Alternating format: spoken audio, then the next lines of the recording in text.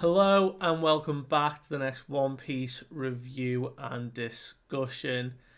We are here already ramping straight into Feb. We are continuing with the no breaks, just carrying on with Egghead and what is going down. Because Oda isn't letting up, and certainly things are getting dangerous now for the Straw Hats. They are in a very, very difficult, precarious position. Their backs are against the wall. This mysterious force has destroyed a warship that protected or was going to hunt down the scientists and research that were leaving, and they protected them. So, some ally of the Straw Hats is on the way, not far off. Will we see who it is? I think so. But I'm ready to just get straight into it because what a chapter we have. So I hope you're ready to follow. Without further ado, chapter 1106, On Your Side. And we have a lovely cover story request here today. We've got Robin dressing Crocodile in a really cute getup. Now, don't be mistaken. This isn't the crocodile we know and love. No.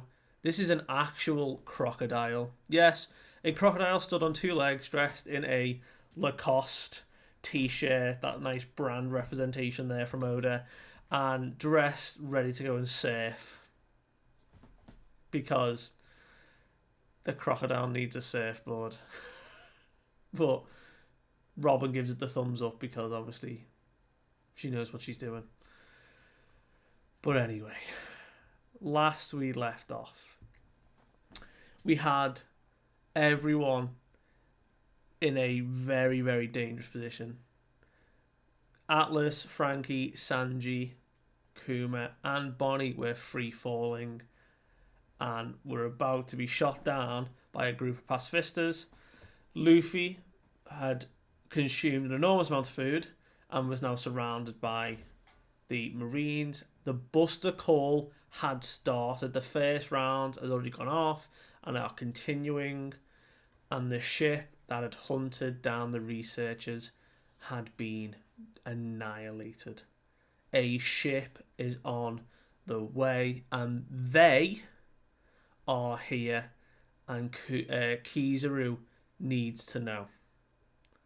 So we start straight in the waters of Egghead. The people on the ship inbound are talking. We only get part of the ship, and we just get a conversation like, oh, they're really going at it over there. You know, it's like the newspaper said. So remember, Morgans knew about this going on, and he's getting out this information so quickly that these individuals knew that this was going down, and they were close by, ready to help out. And that's all we get of them. This part of a ship, but the ship looks absolutely fucking massive. But anyway, we'll go into that later. Luffy has just inhaled a large amount of air and boop. He is no longer sumo sized. He has digested all that food immediately. He has regained his strength. And even the Marines are like, who is this dude? Like, is he human? Like, has he just consumed all that food and digested it like instantly? Like, are we next? Like, are we gonna be eaten next? But there is a explosion, and we see that Marines are like getting caught on fire, and Luffy on the ground nearby goes into gear 5. We see the white curly hair, we see the clouds, we see the smile, and he is getting ready. Now, I don't know about you, but a point to touch on here. Wano was could be about 3 weeks ago now in timeline. There was a few days, there was a week, and then a few days of travel, and then all this Egghead stuff. 2 to 3 weeks. Luffy only just acquired Gear 5 there in the final fight against Kaido. First time he used it. He used it again on the island prior when he fought Kizaru and fought Lucci. We're just seeing Luffy now jump straight into Gear 5. There is no in between. There's no Gear 3 moves. There's no Gear 4 anywhere. We are just hard cutting straight to Gear 5 because Luffy's awakened. It is the form where he is most free, where he is happy, where he can fight, and he's in this form. And the more he uses it, the more he trains with it, the easier it will be to fight and be free in that form. So the downsides might start like getting less and less, but for the time being, there doesn't seem to be any little wind up. He can just jump straight to Gear 5 now. So pretty interesting. That's all we're getting at the minute, but I guess in this circumstance he needs to go like balls to the wall and just start getting in there now. But anyway, the Buster Call is continuing. We see the warships decimating the shoreline, and the Marines are just certain at this point that Egghead is done for. They are convinced. They are like, this island is done. Everyone on the ships, let's just get out of here.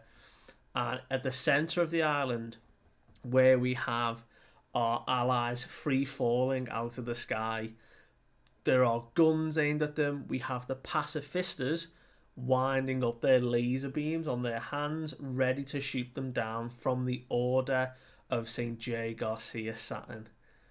And they are literally cornered. There is nowhere to go in the sky. They're all fallen. And Vegapunk shouts up to Atlas that it's time to tell Bonney. And Saturn is just like, look, shoot down that pathetic family. And Vegapunk is like, look, Bonney needs to know. And Atlas is like, got it.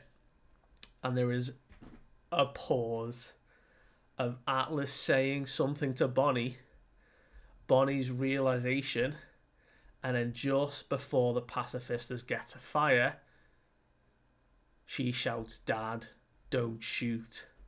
Help us escape alive. And the pacifistas register that command. And all the Marines are confused at first, like, wait, why aren't the pacifistas firing? What's going on? And the pacifistas turn immediately and begin to annihilate the warships and the Marines around. And there is just chaos. The pacifistas have gone rogue and the Marines are terrified. And Saturn quickly realises what's just happened. And in this moment of this absolute carnage, 50 pacifistas, these high-rank PX3s or whatever they were, the ultimate weapon soldiers, are destroying a Buster Call, just annihilating these ships. And Vegapunk, his internal monologue kicks in as he watches on, and he's like, look, Bonney, there was one thing that kept me up at night. The only thing was the image of you being killed by your dear father. And we're seeing glimpses of like what Vegapunk witnessed of Kuma and like Bonney growing up, like how much he loved her.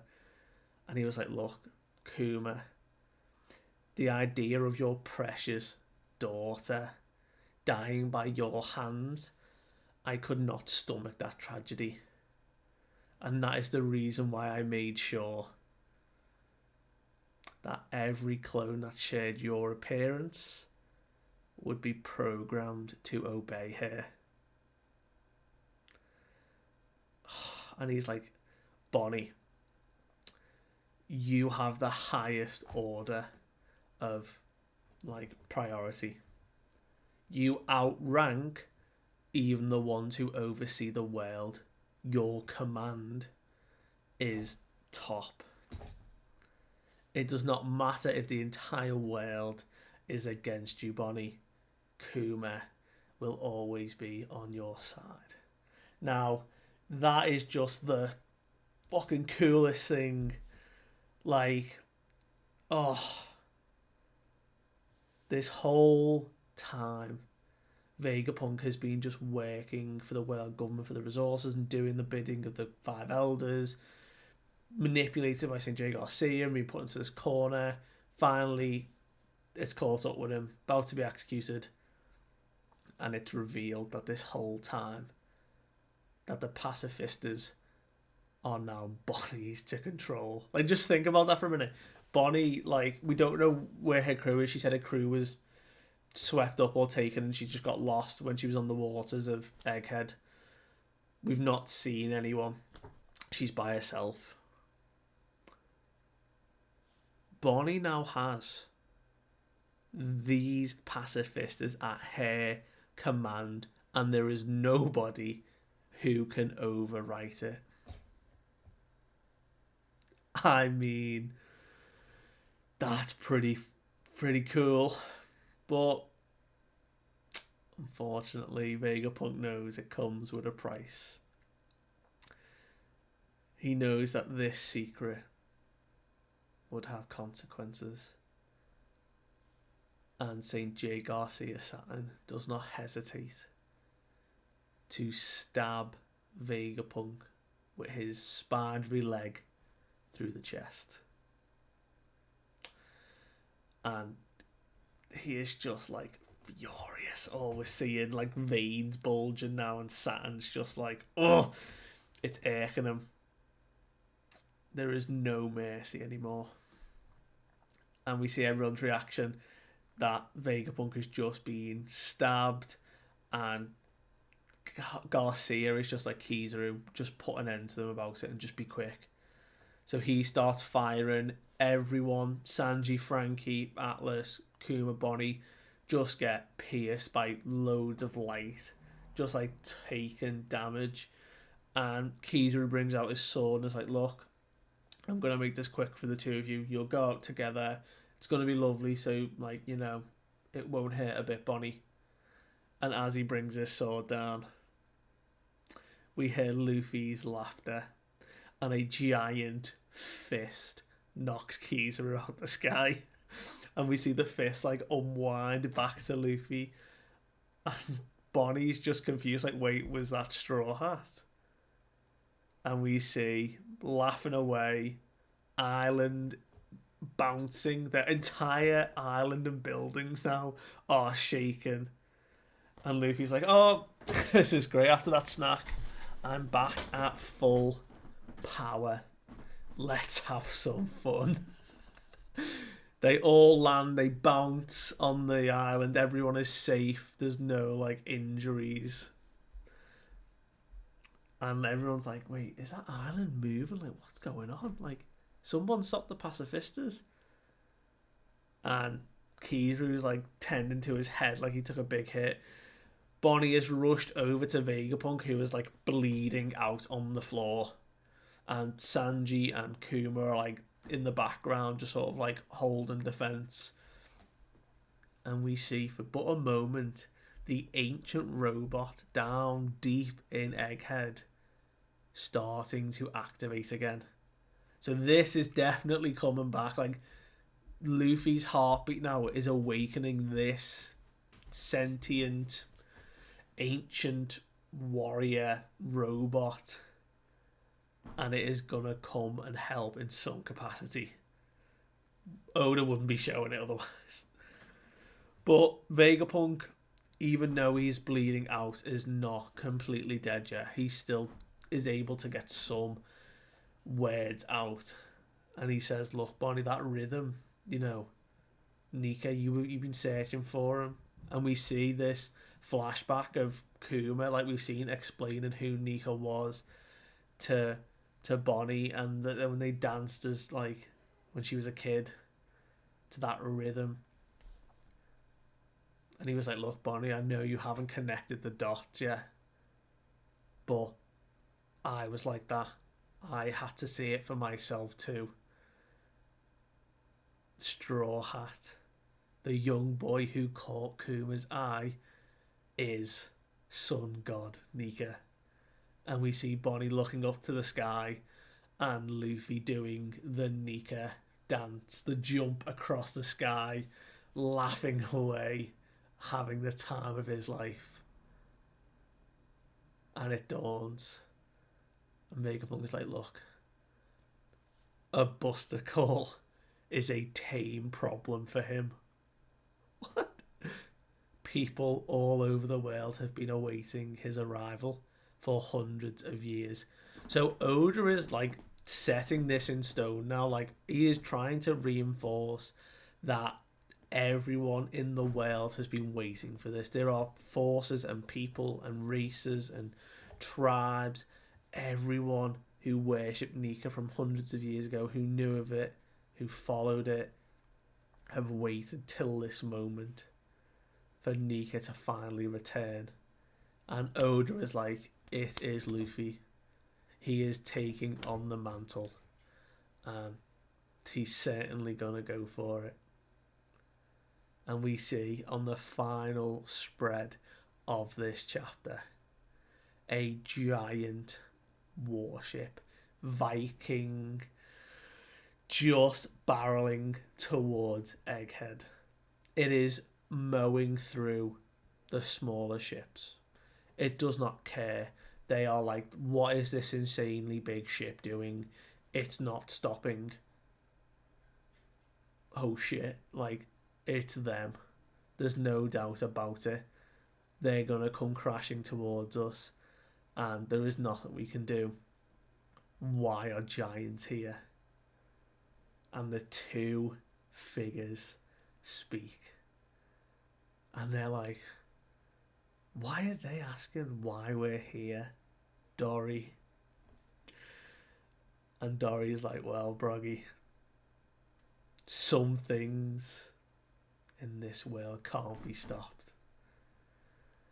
And we see atop the giant warship, Dory and Broggy have come to pick up Straw Hat Luffy, that the giant pirates are here, and Dory's like, well,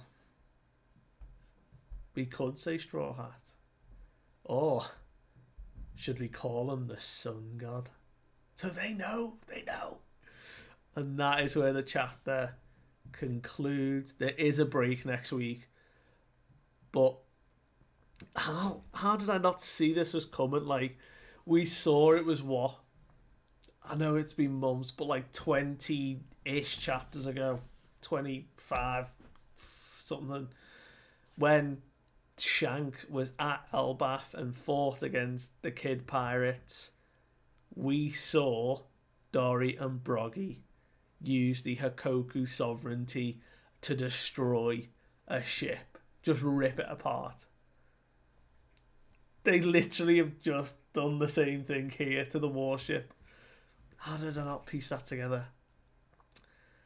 So yeah, our two big boys who fought for hundreds of years on Little Garden are finally here to save Luffy and the others and pay back like what they did. I can't wait for Usopp to get his moment now. Like, this is just confirming even more that these two are going to take the Straw Hats to Elbaf. And whatever unfolds there, I cannot wait. A Viking island. Come on, Vikings in One Piece. This is what I'm living for. Oh.